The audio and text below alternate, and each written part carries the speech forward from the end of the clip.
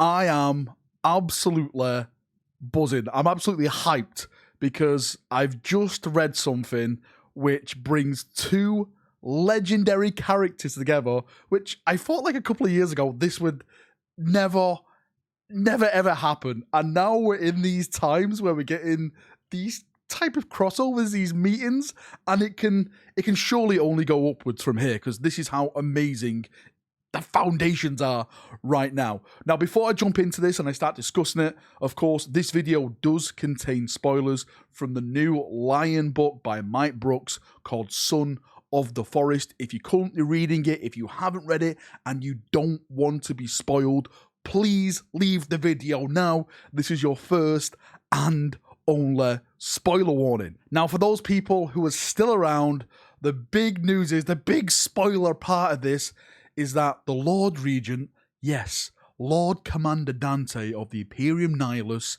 meets the Lion. This is their first, like, they actually look upon each other for the first time, and it's such a epic and emotional scene. It actually starts off with the Blood Angels saving the Lion, and the Lion sees Dante for the first time, and the Lion actually gets kind of angry, because when he looks upon Dante, he's like, who is this figure that is wearing my brother's face?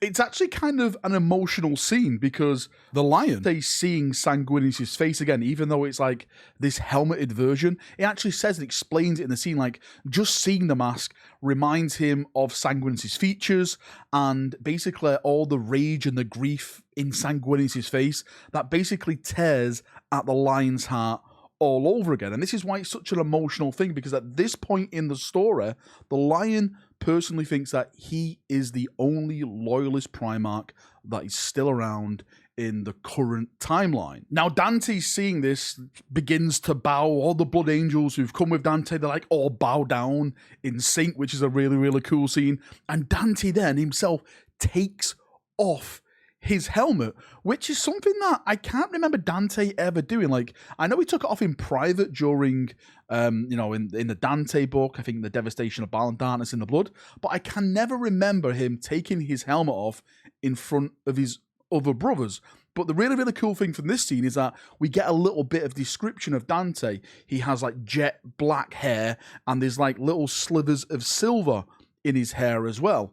Now, first things first, Blood Angel players, I thought Dante had fully grey hair. Is this Dante like fully Primaris treatment been given to him, and maybe he's getting some of his his young days back? He does say, like I said, there is some slivers of silver there, but one thing that the Lion notices is how old Dante is. He knows that he is an ancient warrior, so there's some respect there straight away. Dante, of course, while he's still bowing down, looks upon the Lion, and he's like, I greet you, Lion El'Jonson, Lord of the Dark Angels, son of the Emperor. There was a bit of confusion because the Lion is not looking like the Lion back in the day, so some confusion is like, is this the Lion? And the Lion's like, are you satisfied now with my appearance? Which, of course, they are satisfied, and they know now that this figure in front of them is the Primarch of the Dark Angels. Now, this is where it starts to get a little bit more interesting, because Dante says, and this is the actual quote, I'll maybe put it on the background just in case people want to read along. He says, I have served the Emperor for over 1,000 years. I have yet to meet a being with the same bearing as a Primarch, save for another Primarch. Now, straight away, the Lion attaches himself, saying, oh my god, this guy served the Emperor for over 1,000 years. And then the other thing clicks in. He says, Dante's just said another Primarch, and the Lion straight away says, what do you mean another Primarch? There's someone else out there. And then this quote I'm about to read is, again, it gets a little bit more emotional, because Dante goes on to say that I would assumed the word had arrived ahead of us. Lord Guilliman of Ultramar was revived and healed from stasis in which he had been locked in for millennia, and has launched the Indomitus Crusade to take back the Imperium from its enemies. He fought his way through the Great Rift and came to rescue of my chapter and our blood brothers. He's talking about the devastation of Baal for people who don't know about that, and then brought reinforcements with him in the shape of Primarch Marines, a new breed of warriors developed over 10,000 years.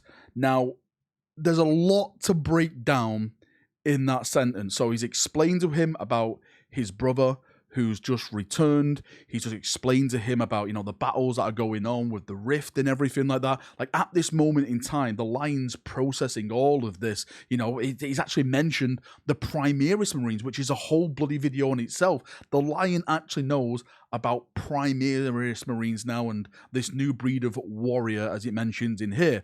But the one thing that goes through the Lion's mind straight away, and this is why it's really emotional for me, he actually says, like, to himself, I am not alone. Now, sadly, that's where the book ends. But for me, this is where the fun begins now, because I cannot wait to see what happens when Guilliman meets up with the Lion. At this stage where we are right now in 9th edition, everything that's happened with the Arcs of Omen in that Lion book, because this book is a prequel to that book, Guilliman and the Lion have yet to meet. This is going to be the big thing now going forward in 10th edition, and I think we're going to get like a whole of a book series dedicated to that, like just them sitting down in the same room. Because one of the big things about 40k from Guilliman's storyline is he's kind of depressed that what the Imperium is, and he has to handle this all by himself. So having another brother come back, I'm sure that's going to, inspire him more. I can't wait to see what the conversations have, their embrace, their love for each other. Because at the end of the day, even though they argued a bit during the Horus Heresy, the Great Crusade, they were always brothers and they always respected each other. I just can't wait to get to these next stages of lore now, where Games Workshop potentially is going to go with this. The foundations have been set. They really have to build an awesome building on these foundations of where we're going to go now, with Loyalist Primarchs coming back, meeting each other, serving the Emperor again, and taking the fight to Chaos. I am super excited. And of course, mixing all that in there, not just with Chaos, is the Tyranids as well. Like, what's the Lion going to do with the Tyranids? There's so much bloody things to talk about. Right, enough waffling for me, as always. Thank you for coming. Thank you for watching. If you've got any thoughts, feedback, if you've got any speculations, any ideas, like what you would like to happen, post it down below. I love to read all that stuff and, get myself even more hyped. Thanks for coming. See ya. Have a great day, and bye-bye.